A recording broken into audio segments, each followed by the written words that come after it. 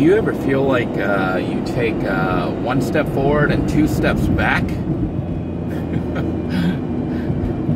Well, that's certainly what I'm feeling right now. If you've been following the series, then you know that I'm currently having Little Blue 2 worked on. I was hoping that this broadcast would be from Little Blue 2, but looks like I'm still stuck for a rusty iron van, at least for another day. Hopefully, only one day. Nick and I had been working on the fuel injector, which he did finish replacing, and then we started on the starter. But ran out of time because it got dark and mosquitoes were out and all that. And we were supposed to finish up yesterday, but Nick wasn't available, so I'm hoping he can come by today and wrap it up, because I don't really think it's good to leave the parts exposed.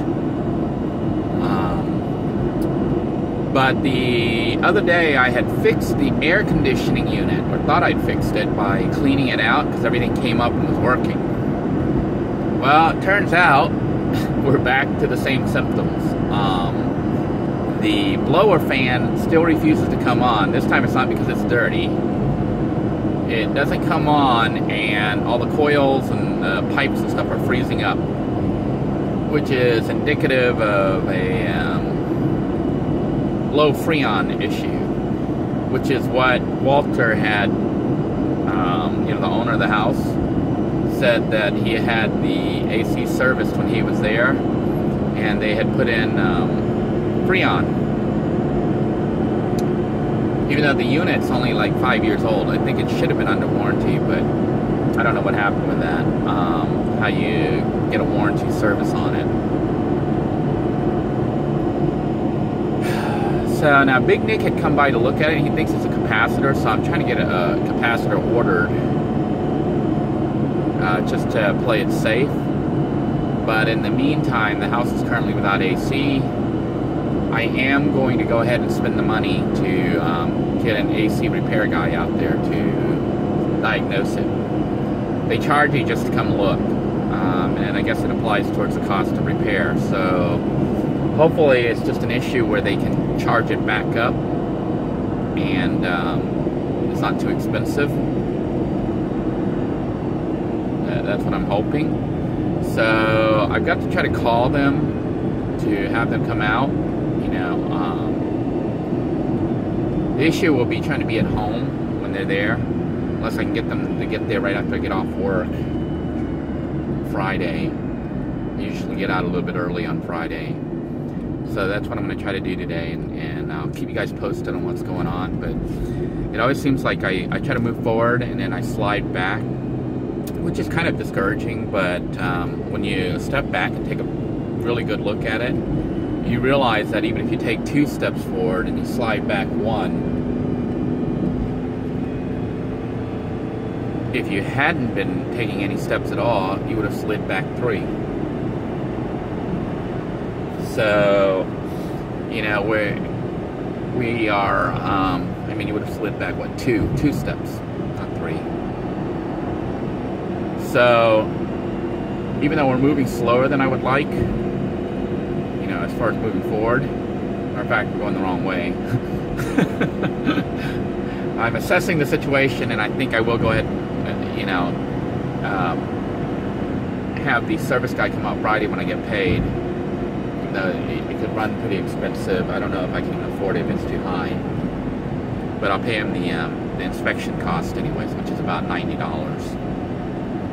Just to come out and look. That way I know for sure what's wrong with it. And as far as the car, nothing to do but cross my fingers, hope that Big Nick shows up. Otherwise I can look to try to put it in myself. But, after looking at Nick struggling, and he knows what he's doing, I think I would have a harder time.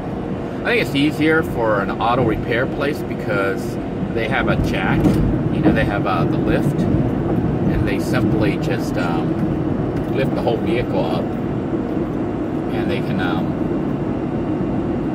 get underneath there, stand underneath there, and see everything. The way Nick and I are doing the repairs, it's kind of difficult because kind of crawling underneath the car, and there's really not that much room. We jacked it up with the vehicle jack. So it's not exactly ideal working conditions. And I think he was having to kind of feel, instead of seeing where the screw was, the bolt. So that's making it certainly a bit more difficult. But cross your fingers and hope that goes smoothly. As far as my situation right now, Charles got back in touch with me, and he says he's going to try to help me obtain more parts to get Little Blue working, hoses and whatnot.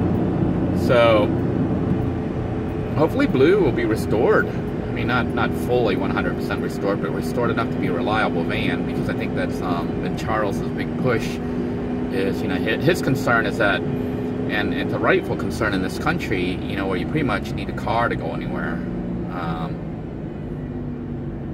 Without a car, especially a van, if you're, you know, forced to live in it, you're like a fish out of water. You're dead.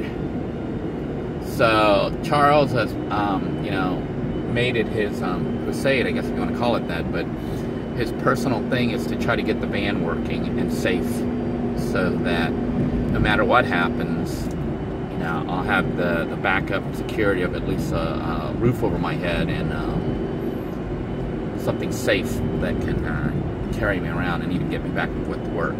So I appreciate all the efforts and energy Charles is expending. He's even going as far as doing research and stuff to find components and whatnot for me. So he's really a great guy. Walter has been staying in touch with me and has an interesting story that he told me, which I'll tell you about the backyard. So look for that in an episode. I am still working on the tree, obviously not as fast as I would like. It had been raining all week. The yard was totally soaked. It dried up, so last weekend I just pretty much mowed the yard and didn't even get to the tree. But I'm hoping maybe, possibly, it depends on whether or not Big Nick shows up today. You know, because if Nick's there, I want to help him with the vehicle, if I can. I'll be there to film it. Otherwise, I'll start working on the tree in Walter's yard to try to get that under control. You see, traffic is pretty heavy here as I head into Cocoa. An issue that I'm running into is this. You guys know my situation at work. I'm looking for employment, new employment, and I actually got offered a slightly better job yesterday, but I had to turn it down. The reason is they wanted me to start this morning. And, you know, I didn't really, ethically, I didn't want to quit. I want to try to give this, you know, the job that I'm at, the handyman job, notice so they can get a replacement for me. I don't think it's right to just abandon a job. The job that was being offered was one that was actually close to where I'm currently living and paid more, a little bit, not a lot more, a little bit more. But it was also a temporary job that was slated to last a couple months. Now, the job that I'm currently in, I suspect that I have, you know, maybe a month left in it, maybe a month and a half. I'm thinking a month, maybe a month and a half at the most. Unless, you know, more stuff comes up. It always has more and more things popping up on this handyman job. So they had told me about 3 months, and it's been about a month and a half or so far. I'd have to double check all the dates. But it is kind of a long drive. You can see, you know, my drive back and forth to work is almost an hour. And this traffic's like killing me here. But anyhow, I'm gonna let you guys go because this video is running on, and I hope you guys are having a good day. Just wanted to give you a heads up as to the current situation. It looks like I'll be getting an AC repair person to come check out the system. Blue is still in limbo, waiting to be repaired, and Rusty is continuing to run despite the problems. Until next time, everybody, I hope your week is going well and that you're having a wonderful day. Thank you for tuning in. Take care now.